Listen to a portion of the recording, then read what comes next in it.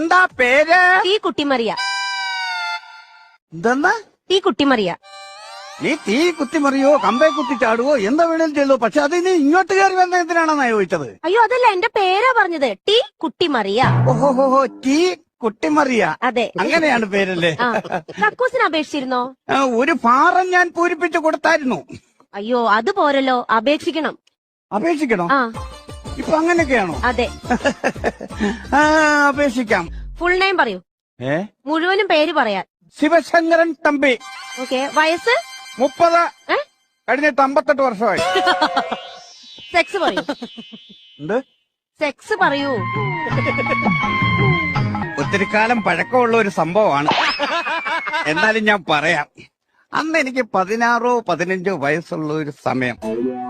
തൊട്ടപ്പുറത്തെ വീട്ടിലെ ചേച്ചിയുടെ അവിടെ അന്ന് ആരുമില്ലായിരുന്നു. എന്നോട് പറഞ്ഞു, ഇന്ന് വൈകിട്ട്